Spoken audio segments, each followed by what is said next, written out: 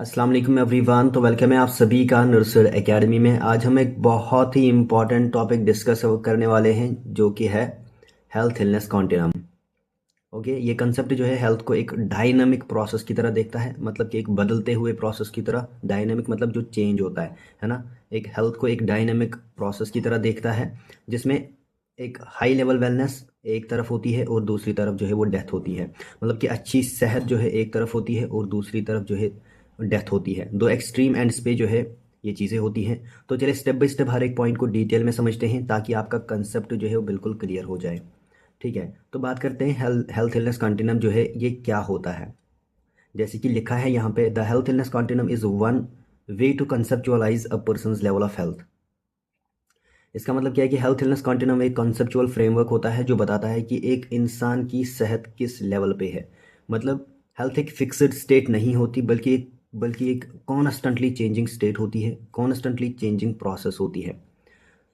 Then, this model views health as a constantly changing state with high level wellness and death at opposite ends, that is ranging from extremely good health to the death। मतलब कि ये model जो है health को एक ऐसे spectrum मतलब range की तरह देखता है जिसमें एक तरफ परफेक्ट हेल्थ होती है और दूसरी तरफ जो है वो डेथ होती है। अगर एक इंसान हेल्दी होता है तो उसका जो पोजीशन है वो राइट साइड पे होगा, मतलब वेलनेस की तरफ होगा, इसकी मतलब अकॉर्डिंग टू दिस मॉडल। और अगर एक इंसान जो है वो बीमार होता है तो उसका जो पोजीशन होता है लेफ्ट साइड पे होगा, मतलब कि इलनेस या फिर डेथ के करीब होगा। Then this continuum illustrates the ever changing state of health as a person adapts to changes in internal and external environments to maintain a state of well-being। मतलब कि हेल्थ हमेशा बदलती रहती है क्योंकि इंटरनल और एक्सटर्नल एनवायरनमेंट को के चेंजेस को हम अडेप्ट करते हैं। ठीक है ना। जिस तरह से हमारे इंटरनल और एक्सटर्नल एनवायरमेंटल चेंजेस होते रहते हैं उसी के अकॉर्डिंग जो है हमारी हेल्थ भी चेंज होती रहती है। ये कांस्टेंट नहीं होती, ये डायनेमिक होती है। ठीक है, फॉर एग्जांपल अगर हम देखें हमारे बाहर जो पोल्यूशन होती है वो ज़्यादा होती है ना। अगर बाहर जो है वो पोल्यूशन ज़्यादा है तो सांस लेने में जो है वो दिक्कत हो सकती है, प्रॉब्लम हो सकती है। तो ये किस में आएगा? एक्सटर्नल फैक्टर में, जो कि अफेक्ट कर रहा है हेल्थ को। और अगर किसी का इम्यून सिस्टम वीक हो जाएगा तो वो आसानी से जो है वो बीमार हो सकता है। तो ये किस में आएगा? इंटरनल फैक्टर में आएगा और ये भी हेल्थ को इफेक्ट करेगा। ठीक हो गया।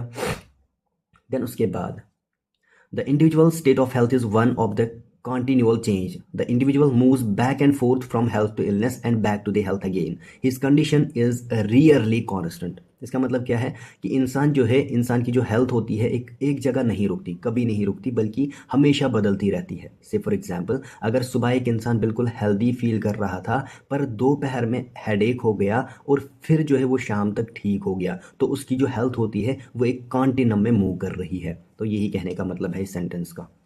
ठीक है, अब यहाँ पे एक बहुत अच्छी डायग्राम दी है हेल्थ इलनेस कॉन्टिनम और उसको नीचे समझाया गया है ये क्या है। तो ये जो हेल्थ इलनेस कॉन्टिनम का डायग्राम है, it is composed of two arrows pointing in opposite directions and joined at a neutral point. मतलब कि एक डायग्राम होता है जिसमें दो एरोज होते हैं, एक राइट साइड की तरफ मूव करता है मतलब कि towards wellness, towards the health, और एक लेफ्ट साइड की तरफ मूव करता है मतलब कि टुवर्ड्स इलनेस एंड डेथ।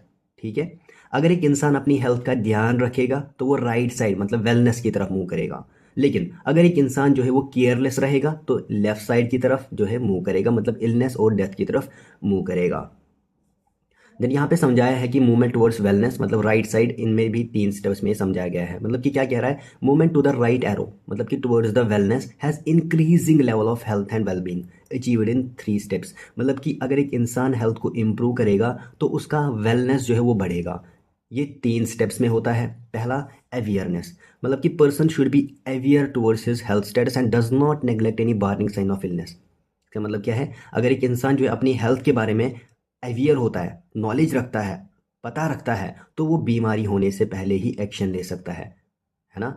से फॉर एग्जांपल अगर कोई अपने वेट गेन होने का उसको अगर पता होगा, अगर वो वेट गेन कर रहा है, कोई भी इंडिविजुअल, कोई भी पर्सन, कोई भी व्यक्ति, अगर उसको वेट गेन हो रहा है और उसको इसका पता चलता है तो वो वर्कआउट स्टार्ट करेगा, है ना। इसके खिलाफ जो है इसके लिए एक्शन लेगा। ठीक है, ताकि उसका वेट जो है वो गेन ना हो, क्योंकि ऑब्वियसली वेट गेन होने से प्रॉब्लम्स होती हैं।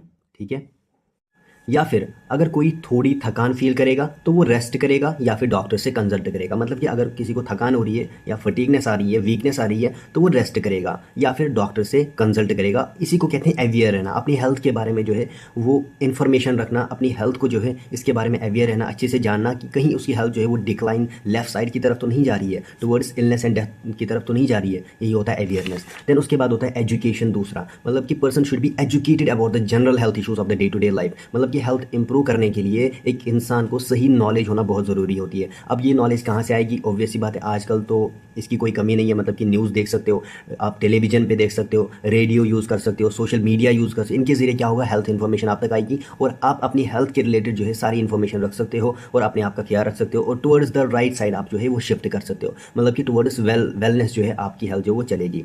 ठीक है। देन उसके बाद तीसरा आता है ग्रोथ। ठीक है। ग्रोथ में क्या होगा? It includes overall aspects of growth such as intellectual, mental, physical and spiritual. इसका मतलब क्या होता है? सिर्फ बॉडी हेल्दी होने से काम नहीं चलेगा, माइंड और सोल भी जो है वो हेल्दी होने चाहिए, तभी आप जो है वेलनेस की तरफ मूव करते हैं। से फॉर एग्जांपल पेशेंट क्या कर सकता है, इसमें क्या क्या होगा? रेगुलर एक्सरसाइज और मेडिटेशन करोगे, पॉजिटिव थिंकिंग रखोगे और ऑब्वियसली अपना जो स्ट्रेस होता है उसको कंटिन्यूसली जो है मैनेज करोगे। ये होता है ग्रोथ। इससे क्या होगा? आप ग्रो करोगे टुवर्ड्स द वेलनेस। देन उसके बाद यहाँ पे जो है टुवर्ड्स लेफ्ट साइड ये चलता है मूवमेंट टुवर्ड्स इलनेस। इनमें भी 3 स्टेप्स होते हैं। Movement to the left arrow है ना, movement to the left arrows towards the premature death equates a progressively decreasing state of health. अब क्या होगा? अगर एक इंसान अपनी हेल्थ का ध्यान नहीं रखेगा तो उसकी कंडीशन धीरे धीरे खत्म होती जाए, धीरे धीरे बिगड़ती जाएगी। और ये भी 3 स्टेजेस में होता है। पहले साइंस मिलते हैं। साइंस मतलब they are objective in nature which can be ruled out only by a physician or other health care worker.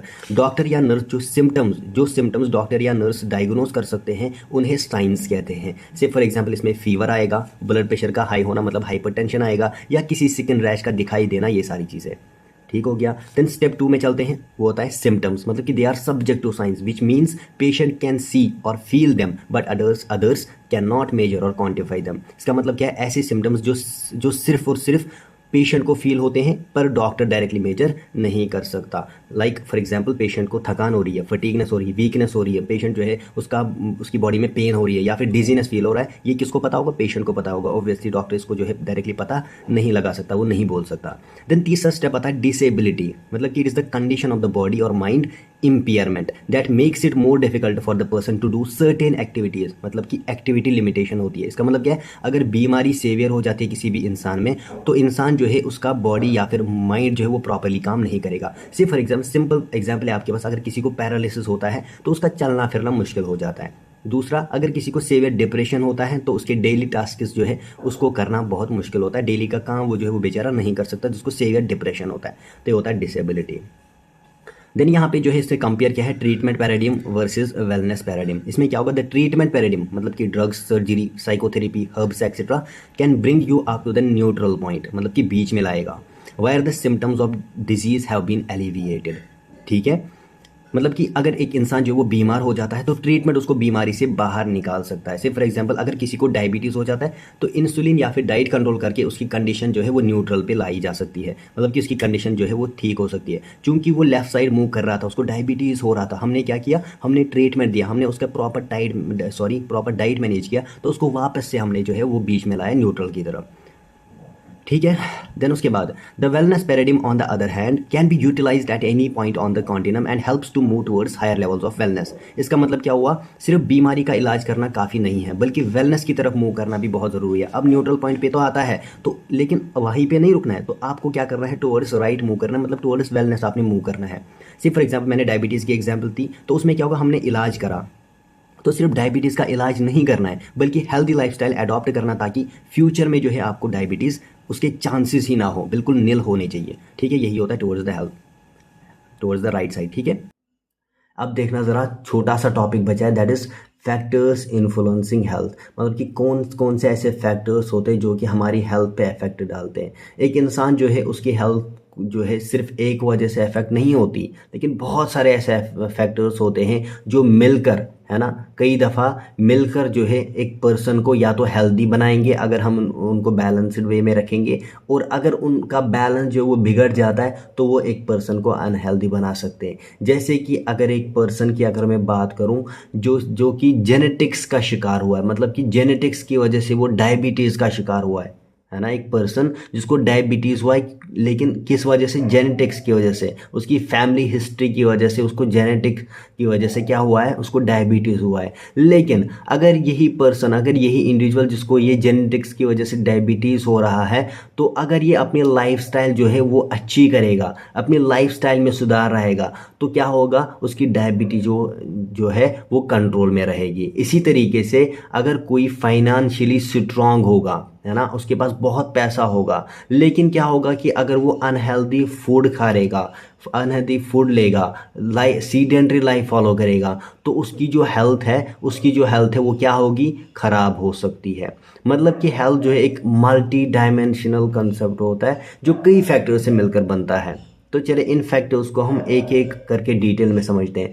सबसे पहला लिखा है यहाँ पे इनकम एंड सोशल स्टेटस, है ना, इनकम एंड सोशल स्टेटस, मतलब कि higher income and social status are linked to better health, greater the gap between the richest and the poorest people, the greater the difference in health. मतलब कि यहाँ कहा गया है कि जो लोग फाइनेंशियली स्ट्रांग होते हैं, क्या होते हैं, फाइनेंशियली जो लोग स्ट्रांग होते हैं उनकी जो हेल्थ होती है वो बहुत ज़्यादा अच्छी होती है, और जो गरीब होते हैं, है ना, जो फाइनेंशियली वीक होते हैं, गरीब होते हैं, उनको हेल्थ रिलेटेड प्रॉब्लम जो है वो ज़्यादा होती हैं। मतलब कि पैसे का डायरेक्ट कनेक्शन हेल्थ से होता है ना, अगर हम हेल्थ का कनेक्शन देखें इसके साथ, ये डायरेक्ट होता है। अगर पैसा ज़्यादा होगा तो ऑब्वियसली, है ना, 90% चांसेस होते हैं कि उसकी हेल्थ भी जो है वो अच्छी होती है। अब ऐसे भी सोच सकते हो, जो एक रिच आदमी होता है, एक रिच पर्सन, एक रिच इंडिविजुअल है जो ऑर्गेनिक फूड खाता है ना, ऑब्वियसली उसके पास बहुत पैसा है, अच्छे हॉस्पिटल में ट्रीटमेंट ले सकता है, जिम जा सकता है और स्ट्रेस फ्री लाइफस्टाइल जी सकता है। ये सारी चीज़ें कौन कर सकता है, एक रिच पर्सन कर सकता है। दूसरी तरफ अगर मैं देखूँ, एक गरीब आदमी जिसके पास पैसे ही नहीं है, जिसके पास एक्सेस ही नहीं है हेल्थ केयर जाने का, है ना, एक गरीब आदमी जिसे सस्ता और अनहेल्दी जो फूड होता है वो मिलता है, जो प्रॉपर ट्रीटमेंट एफर्ट नहीं कर सकता और जिसे ज़्यादा मेहनत करनी पड़ती है, तो दोनों के बीच हेल्थ का बहुत बड़ा डिफरेंस है अगर आप देखोगे।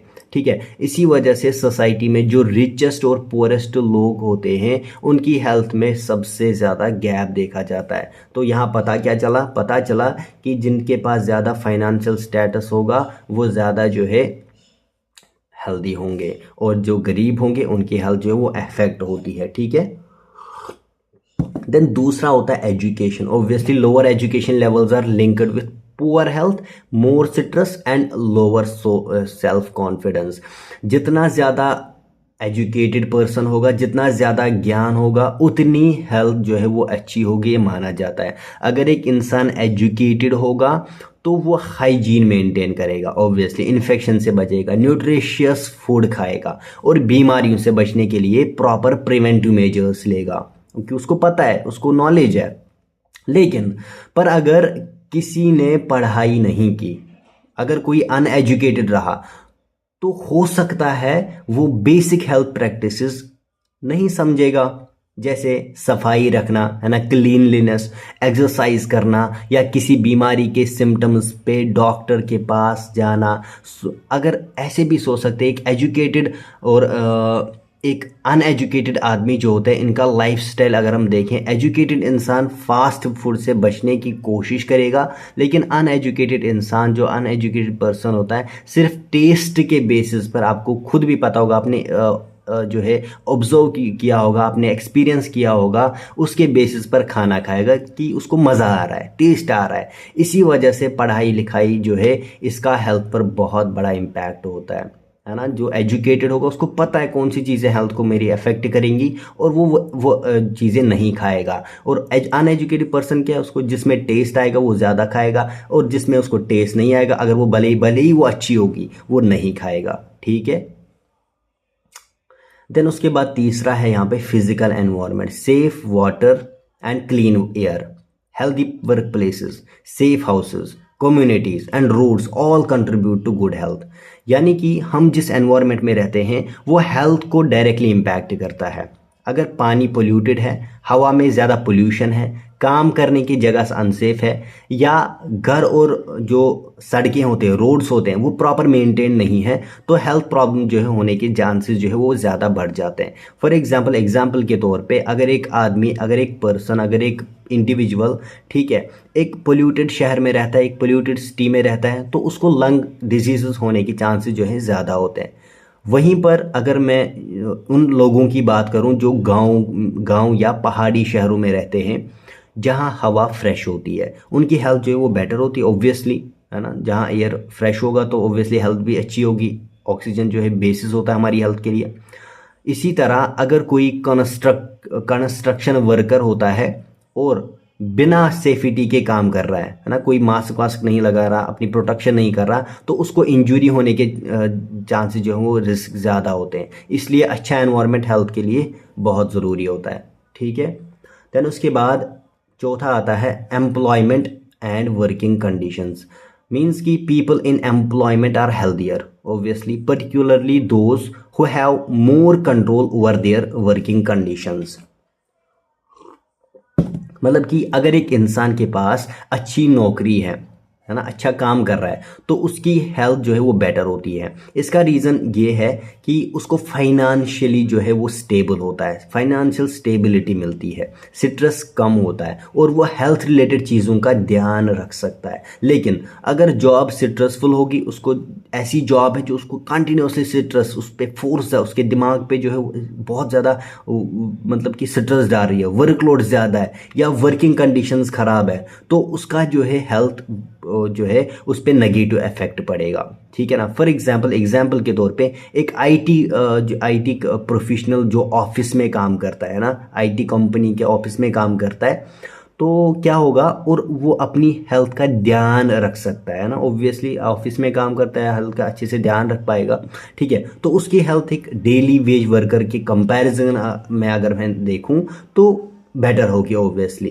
डेली वेज वर्कर जो उसको बेचारे को मजदूरी बहुत ज़्यादा करनी पड़ती है, और ये जो आईटी प्रोफेशनल होता है इसको कौन सा ही काम करना पड़ता है, अगर काम करेगा भी वहाँ पे ऑफिस में कौन सा ही काम होता है। ये जो डेली वेज वर्कर्स होते हैं ऑफन जो है सड़कों पे देखे जाते हैं, वहाँ पे काम कर रहे होते हैं, धूप में काम कर रहे होते हैं, प्रोटेक्शन नहीं होता, उनके पास इन्फेक्शन के चांसेस ज़्यादा होते हैं। तो ऑब्वियसली आईटी प्रोफेशनल जो होगा उसके जो वर्किंग कंडीशन है वो बहुत अच्छे हैं as compare to daily wage worker, ठीक है ना। उसके बाद आता है फिफ्थ, सोशल सपोर्ट नेटवर्क। ये भी बहुत इंपॉर्टेंट है। Greater the support from the families, friends and communities, है ना, is linked to better health. Greater the better health, sorry, जितना ज़्यादा सपोर्ट होगा उतना ज़्यादा जो है बेटर हेल्थ होगा।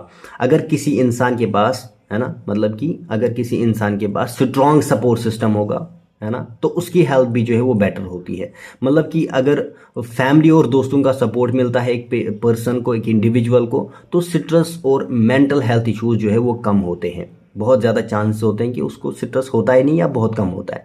ऐसे सोच सकते हैं कि इंसान अकेला है, अगर कोई एक पर्सन है वो अकेला है तो उसके पास कोई इमोशनल सपोर्ट नहीं है, तो उसको क्या होगा, एंग्जाइटी और डिप्रेशन होने के चांसेस बहुत ज़्यादा बढ़ जाएंगे। वहीं जो इंसान अपने परिवार में, अपनी फैमिली में और दोस्तों के साथ रहता है, उसको इमोशनल और मेंटल सपोर्ट मिलता है जो उसकी ओवरऑल हेल्थ को भी इम्प्रूव करता है। तो ये होता है सोशल सपोर्ट नेटवर्क। देन उसके बाद होता है culture, customs, traditions and beliefs of the family and community all affect the health. मतलब कि हर कम्युनिटी के अलग अलग हेल्थ रिलेटेड बिलीफ्स और प्रैक्टिसेस होते हैं जो हेल्थ को पॉजिटिवली या फिर नेगेटिवली अफेक्ट कर सकते हैं।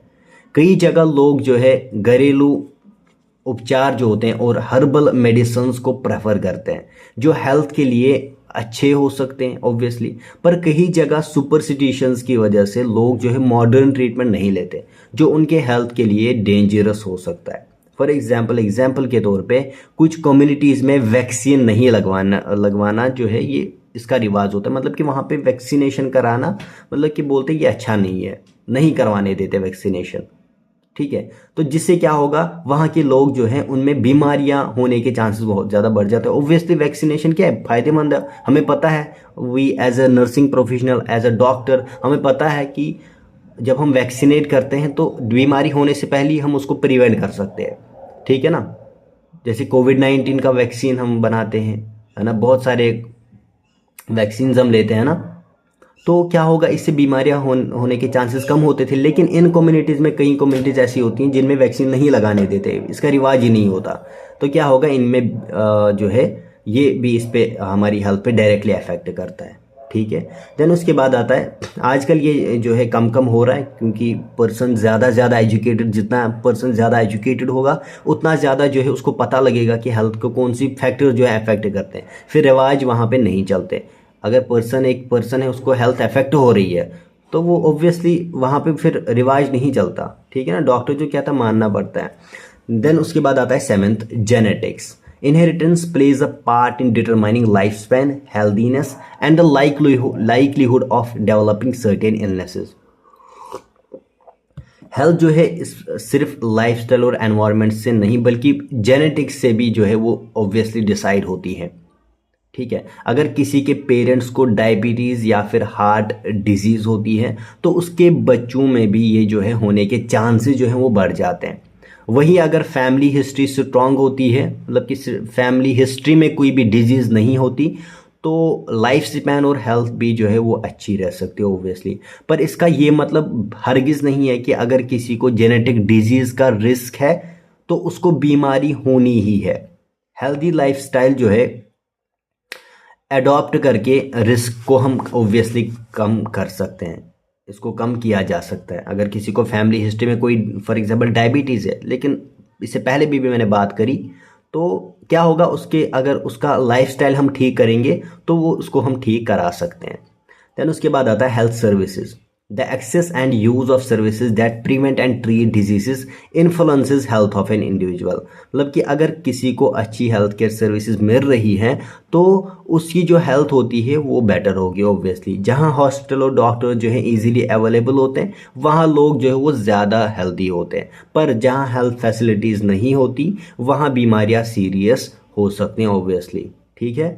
देन उसके बाद 9th, ये लास्ट होगा but not the least, gender.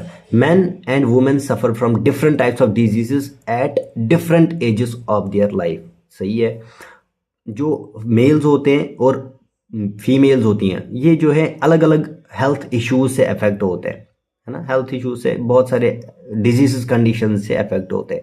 जैसे अगर मैं वुमेन्स की बात करूं, उनमें मीनोपॉज के बाद ऑस्टियोपोरोसिस मतलब हड्डियों का कमज़ोर होना, ये इससे ज़्यादा अफेक्टेड होते हैं, है ना, इसका ज़्यादा चांसेस देखा जाता है। और मेल्स में अगर मैं बात करूं, इनमें क्या होता है कि यंग एज में ही जो है हार्ट अटैक होने का रिस्क जो है वो ज़्यादा होता है। तो ये सारी चीज़ें जो हमारी हेल्थ को अफेक्ट करती हैं। तो मिलते हैं अगली वीडियो में, तब तक के लिए अपना ध्यान रखें एंड अल्लाह हाफिज़।